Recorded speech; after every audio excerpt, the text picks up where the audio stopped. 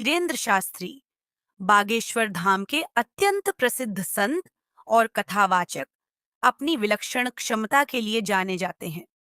कहते हैं कि उनकी एक नजर किसी के भी चेहरे पर पड़े तो वह उसके मन की सारी बातें जान लेते हैं। लोग दूर दूर से उनके पास अपनी समस्या लेकर आते हैं और शास्त्री जी उनके चेहरे को पढ़ते हुए उनके जीवन की राह दिखाते हैं। लेकिन एक दिन शास्त्री जी के पास एक शिष्य आया और उनसे कहा, गुरुजी, आपने बहुतों के चेहरे पढ़े हैं, लेकिन कहते हैं कि बाबा जी की आंखों में पूरे ब्रह्मांड का रहस्य है। क्यों ना आप एक बार डेरे जाकर बाबा जी से मिले। शास्त्री जी को यह सुझाव दिलचस्प लगा। वह स्वयं बाबा जी के दर्शन और उनकी दिव्य दृष्टि का अनुभव करना चाहते थे। उन्होंने यात्रा की योजना बनाई और अगले ही दिन वे डेरे के लिए रवाना हो गए। जब शास्त्री जी डेरे पहुंचे तो वहां का माहौल एकदम शांत और दिव्य था। लोग बाबा जी के सत्संग में मग्न थे और उनकी वाणी सबके दिलों को छू रही थी। सत्संग के बाद शास्त्री जी ने बाबा जी से एकांत में मिलने की अनुमति मांगी। बाबा जी ने मुस्कुराते हुए उन्हें अपने कमरे में बुलाया। जैसे ही शास्त्री जी बाबा जी के सामने पहुंचे, उन्होंने प्रणाम किया और बाबा जी के चेहरे को पढ़ने की कोशिश की। उनका मानना था कि वह बाबा जी की आंखों में झांक कर उनके भीतर की बातें भी जान लेंगे। लेकिन जब उन्होंने बाबा जी की आंखों में देखा, तो उनके भीतर एक विचित्र अनुभव होने लगा। जैसे ही शास्त्री जी ने बाबा जी की आंखों में गहराई से देखा, उन्हें लगा कि वह एक असीम गहराई में उतर रहे हैं। बाबा जी की आंखों में एक अनंत शांति थी, मानो सारा ब्रह्मांड उसी में समाया हो। धीरेन्द्र शास्त्री जी ने कई चेहरों में सच्चाई और झूठ का भेद देखा था, लेकिन बाबा जी के चेहरे में तो कोई भी परत नहीं थी। वह शुद्ध प्रेम और दिव्यता की गहराई थी। वह भीतर ही भीतर हिल गए और सोचने लगे, यह कौन है? ऐसा तो पहले कभी महसूस नहीं हुआ। बाबा जी ने मुस्कुराते हुए शांति से कहा, धीरेन्द्र, मेरे चेहरे को पढ़ने आए हो, लेकिन यहाँ पढ़ना नहीं, अनुभव करना होगा। धीरेन्द्र शास्त्री का पूरा अस्तित्व कांप उठा। उन्होंने बाबा जी से विनम्रता से कहा, बाबा जी, मैंने आज तक सैकड़ों लोगों के चेहरे पढ़े हैं, लेकिन आपके चेहरे में मुझे अपना ही प्रतिबिंब दिखाई दे रहा है। मुझे ऐसा लग रहा है कि मैं खुद को ही पढ़ रहा हूं। बाबा जी ने गहरी दृष्टि से शास्त्री जी को देखा और बोले, धीरेन्द्र, तुमने बहुत कुछ देखा है, लेकिन यह जान लो कि जो सच्चा गुरु होता है, वह तुम्हारे भीतर के सत्य को सामने लाता है। जो चेहरे पढ़ता है, वह बाहर की दुनिया देखता है। जो भीतर देखता है, वह ईश्वर को पाता है। बाबा जी के इन शब्दों ने शास्त्री जी के मन की सभी उलझनों को समाप्त कर दिया। पहली बार समझ आया कि सच्चा ज्ञान भीतर की यात्रा में है, ना कि बाहर के चेहरों में। जब शास्त्री जी अपने धाम बागेश्वर वापस लौटे, तो उन्होंने अपने शिष्यों के बीच इस अनुभव को साझा किया। उन्होंने कहा, मैंने सैकड़ों के चेहरे को पढ़ा है, लेकिन जब मैंने बाबा जी के चेहरे में देखा, तो मेरे पास कुछ भी कहने को नहीं था। उनकी आंखों में अनंत की गहराई थी। मुझे एहसास हुआ कि असली गुरु वह होता है जो हमें हमारे भीतर का सत्य दिखाए, न कि बाहर की परछाइयों में उलझाए। बाबा जी ने मुझे दिखाया कि सच्चाई का मार्ग अपने भीतर ही ढूंढना होता है। उसी दिन से शास्त्री जी का जीवन बदल गया। अब वह अपने चेहरे को पढ़ने की शक्ति से नहीं, बल्कि लोगों को उनके भीतर का मार्ग दिखाने में विश्वास करते हैं। उनका यह अनुभव शिष्य के दिल में उतर गया और उन्होंने भी बाबा जी के दिखाए मार्ग को अपनाने का संकल्प लिया। साध संगत जी, अगली साखी को भी अंत तक सुने जी। साध संगत जी, बाबा जी ने अपने एक सत्संगी को बुलाकर उसको 1 रुपए का सिक्का दिया। इस 1 रुपए के सिक्के का रहस्य जब आप जानोगे तो सब दंग रह जाओगे। जब बाबा जी ने सत्संगी को 1 रुपए का सिक्का दिया तो सिक्के के बदले बाबा जी ने उससे एक वचन भी लिया, लेकिन वह वचन ऐसा था जिसे इस संसार का कोई भी जीव पूरा नहीं कर सकता।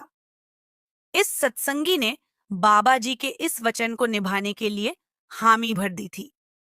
फिर आगे जो हुआ अब ध्यान से सुनिए जी। साध संगत जी, ये तो हम सब जानते हैं कि बाबा जी अपने सत्संग में एक बात हमेशा समझाते हैं कि हमें इस संसार में जब तक रहना है तब तक पैसों की जरूरत पड़ेगी, लेकिन पैसे के मोह में हमें अंधा नहीं हो जाना है, क्योंकि यह पैसा और दुनिया की हर चीज हमारे साथ सिर्फ तभी तक है जब तक हमने यह शरीर रूपी चोला ओढ़ रखा है। यह धन दौलत सब यहीं पड़ी रह जानी है। साथ संगत जी, लेकिन बाबा जी के बार बार समझाने के बाद भी संगत समझने को तैयार नहीं है। हर कोई पैसे के मोह में खो चुका है। ऐसे ही एक बार बाबा जी का एक सत्संगी हुआ करता था जो पठानकोट में रहता था, लेकिन कई साल पहले पैसे कमाने की चाह से वह कनाडा शिफ्ट हो गया। कनाडा जाने के बाद उस भाई ने बाबा जी के उपदेशों को एक किनारे करना शुरू कर दिया और पैसों की चकाचौंध में गुम होता चला गया। पैसा कमाना कोई बुरी बात नहीं है, लेकिन बाबा जी समझाते हैं कि हमें सिर्फ हक हलाल की कमाई करनी चाहिए। चाहे कमाई कम हो, लेकिन कभी भी बेईमानी की कमाई नहीं करनी चाहिए। यह जिस कनाडा वाले सत्संगी की मैं आपको बात बता रही हूं, वह पैसे कमाने के लिए बेईमानी भी करने लगा। कुछ ही समय में उसने अपनी पत्नी और बच्चों को भी अपने पास कनाडा बुला लिया। इस भाई की पत्नी सत्संग घर में सेवा करती थी और वहां इस बीबी ने शब्द गाने की सेवा ले रखी थी, क्योंकि उसकी आवाज बड़ी ही मीठी थी। जब यह बीबी कनाडा आ गई तो यहाँ के सत्संग घर में भी इस बीबी को बाबा जी की कृपा से शब्द की सेवा मिल गई। इस बीबी का बाबा जी पर बहुत विश्वास था, लेकिन इसके पति को अब बाबा जी से कुछ लेना देना नहीं था, क्योंकि वह अब पैसे जोड़ने में लगा हुआ था। इस भाई ने कनाडा में उलटे काम शुरू कर दिए और लाखों डॉलर इकट्ठे कर लिए। उसने कनाडा में बहुत सारी जायदाद खरीद ली, लेकिन जब उसकी पत्नी को पता चला कि उसका पति बेईमानी से पैसे कमा रहा है, तो उसे बहुत दुख हुआ। उसने अपने पति की बेईमानी से कमाई गई दौलत से हाथ लगाना छोड़ दिया। वह अपने पति को हर रोज समझाती कि आप नामदान के वक्त बाबा जी को जो वचन दिए थे, उन्हें तोड़ रहे हैं। लेकिन यह भाई अब कहाँ मानने वाला था। इस भाई की पत्नी ने अपना और अपने बच्चों का गुजारा करने के लिए कनाडा के एक बड़े स्टोर में कैशियर की नौकरी करनी शुरू कर दी, क्योंकि वह अपने पति की बेईमानी की कमाई को हाथ तक नहीं लगाती थी और न ही उन पैसों को अपने बच्चों पर खर्च होने देती थी। इस बीबी के पति ने कई बार उसे मनाने की कोशिश की, लेकिन वह बीबी नहीं मानी। उसने अपने पति को यह सब छोड़कर हक हलाल की कमाई करने की सलाह दी। साथ संगत जी, ऐसे ही कई साल बीत गए। इस भाई ने इतनी संपत्ति और जायदाद बना ली कि आने वाली कई पीढ़ियों का इंतजाम हो गया, लेकिन यह सब कुछ बेईमानी से कमाया गया था। बीबी को बहुत दुख होता और वह बाबा जी के आगे अरदास करती, बाबा जी, इससे अच्छा तो हम इंडिया में ही थे। वहां कम से कम हक हलाल की कमाई तो घर में आया करती थी। अब आप ही मेरे पति को अक्ल दो। साध संगत जी, बाबा जी तो जानी जान होते हैं। वह जब नाम देते हैं तो अपनी हर एक रूह की पूरी जानकारी रखते हैं कि कौन वचनों को निभा रहा है और कौन तोड़ रहा है। जो वचन तोड़ते हैं उन्हें बाबा जी किसी न किसी रूप में समझाते हैं, लेकिन अगर वे तब भी नहीं मानते तो बाबा जी सख्त हो जाते हैं। बीबी की अरदास बाबा जी तक पहुंच चुकी थी। अगली बार जब बाबा जी कनाडा आए तो उन्होंने संगत के साथ सवाल जवाब किए। बीबी की जिद पर वह भाई भी उस दिन बाबा जी के दर्शन करने सत्संग घर चला आया। उस दिन बीबी ने बाबा जी से रोते हुए कहा, बाबा जी, आपका पंछी गलत दिशा में उड़ने लगा है, आप इसकी संभाल कर लो। बाबा जी ने हाँ में सिर हिला दिया। बाबा जी जानते थे कि उन्हें उस भाई को सही रास्ते पर कैसे लाना है। सवाल जवाब के बाद बाबा जी ने अपने एक सेवादार से कहा, उस बीबी के पति को मेरे पास लेकर आओ। सेवादार ने जाकर भाई को बताया कि बाबा जी आपसे मिलना चाहते हैं। सुनकर भाई थोड़ा घबरा गया, लेकिन खुद सद्गुरु ने बुलाया था तो जाना ही था। भाई बाबा जी के सामने चला गया। बाबा जी ने अपनी जेब से 1 रुपए का सिक्का निकाला और कहा, बेटा, यह कोई मामूली सिक्का नहीं है। जब तक यह सिक्का तुम्हारे पास रहेगा तब तक तुम्हारी धन दौलत और जायदाद बढ़ती जाएगी। अब यह भाई तो पहले से ही पैसों का लालची बना हुआ था। इसने एकदम से बाबा जी से सिक्का ले लिया और बहुत ज्यादा खुश होते हुए बाबा जी का शुक्राना करने लगा। वह कहने लगा, बाबा जी, मैं इस सिक्के को हमेशा अपने पास रखूंगा। बाबा जी ने कहा, यह तो बड़ी अच्छी बात है, लेकिन तुम्हें मेरे इस सिक्के को वापस भी देना होगा। यह भाई कहने लगा, बाबा जी, आप जब और जहां बोलोगे मैं वहां आपको यह सिक्का वापस कर दूंगा।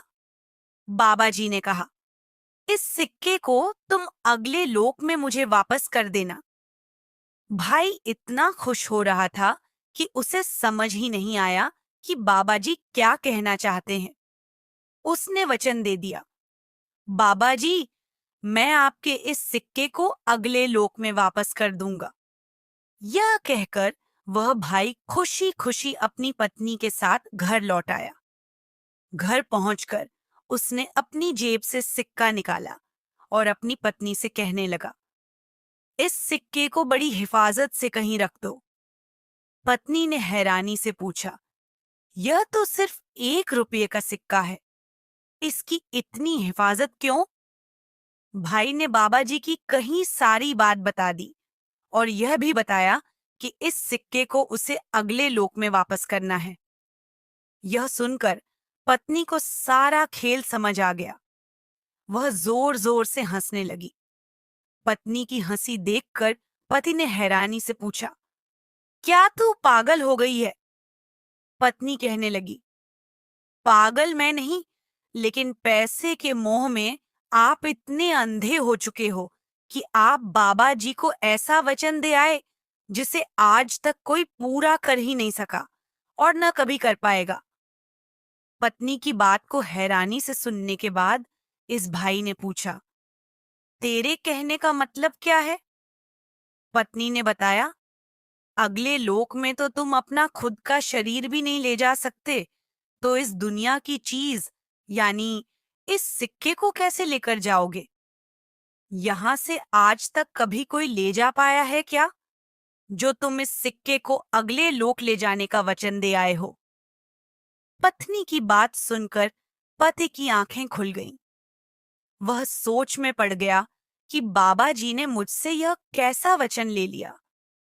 उसने सोचा, यहां से जब मैं जाऊंगा तो मैं तो यहां से एक सुई भी नहीं ले जा सकता, तो इस सिक्के को भला कैसे ले जाऊंगा?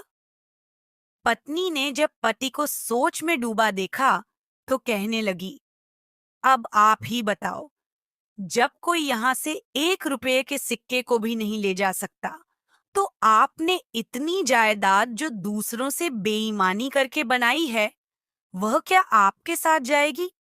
खानी तो रोटी ही है, इसे तो यहीं का यहीं पड़े रहना है।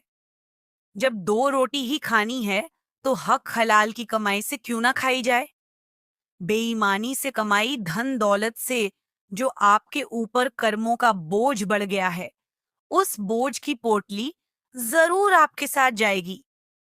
जब ऊपर धर्मराज के दरबार में पोटली खोली जाएगी, तो आपकी नजरें नहीं मिला पाओगे और आपको एक एक पैसे का हिसाब सूद सहित वहां देना होगा। अब क्या करोगे? पत्नी की बातें सुनकर इस भाई की आंखें खुल गईं। यह भाई अपने किए पर बाबा जी से माफी मांगने लगा। इसे पछताता देखकर इसकी पत्नी कहने लगी, अगर आप सच में सही रास्ते पर चलना चाहते हो, तो आपने आज तक जितने लोगों के साथ बेईमानी की है, उनके पैसे ब्याज समेत उन्हें लौटा दो। मैं आपके साथ झोपड़ी में भी रह लूंगी, लेकिन बेईमानी की कमाई का इस्तेमाल करके आपके साथ नहीं रहूंगी। इस भाई ने उसी दिन पूरा हिसाब बनाया और सारी जायदाद बेचनी शुरू कर दी। उसने उन सब का एक एक पैसा ब्याज सहित लौटा दिया, जिनके साथ उसने बेईमानी की थी। फिर वह परमार्थ के रास्ते पर चलने लगा। साध संगत जी, संतों महात्माओं का समझाने का तरीका बड़ा ही निराला होता है। अगर बाबा जी इस भाई को अपने पास बुलाकर थोड़ी डांट देते या अच्छी अच्छी बातें समझा देते, तो इस भाई को कोई फर्क नहीं पड़ता। बाबा जी इसकी कमजोरी जानते थे, इसीलिए बाबा जी ने इस भाई को सही रास्ते पर लाने के लिए एक ऐसा खेल रचा कि इस खेल में यह भाई हार कर भी जीत गया। साथ संगत जी, ऐसा माना जाता है कि बेईमानी से हासिल की गई हर चीज का जब हिसाब देना पड़ता है, तो वह कई गुना ज्यादा हो चुकी होती है। मालिक हमें ना जाने कैसी कैसी योनियों में भेजकर उस हिसाब को पूरा करवाते हैं। इसलिए हमें हमेशा ईमानदारी से जीना चाहिए और अपने कर्मों को सुधारे रखना चाहिए। साध संगत जी, मनुष्य का भाग्य भगवान कैसा रचता है, यह तो केवल वही जाने। क्यों किसी के भाग्य में दरिद्रता, गरीबी, परेशानी रहती है और क्यों किसी के भाग्य में ऐशो आराम रहता है। जैसा इंसान का भाग्य होता है, वैसा ही उसका जीवन होता है। क्या भाग्य का लिखा भी कभी बदलता है? इंसान कितनी भी कोशिश कर ले, उसे अपने कर्मों का फल तो भोगना ही होता है। वह कभी भी अपने कर्मों से बच नहीं सकता। जैसी करनी वैसी भरनी, यह वाक्य तो आपने सुना ही होगा। अर्थात जैसे आप कर्म करोगे, वैसा ही आपको फल भी प्राप्त होगा। लेकिन मेरा एक प्रश्न है, क्या आप इस बात पर यकीन करते हैं कि जैसा आप कर्म करेंगे, वैसा ही आपको फल भी मिलेगा? अब आप में से अधिकतर लोगों के मन में यह प्रश्न जरूर उठ रहा होगा कि इसमें पूछने वाली बात क्या है। यह तो सत्य ही है कि जैसे हम कर्म करेंगे, वैसा ही हमें फल भी मिलेगा। लेकिन एक बार के लिए आंखें बंद करके अपने आप से यह प्रश्न कीजिए, देखिएगा कि आपको इस प्रश्न का उत्तर स्पष्टता से नहीं मिल पाएगा कि नहीं। आपके मन में एक संशय जरूर होगा कि क्या यह बात सच है या झूठ।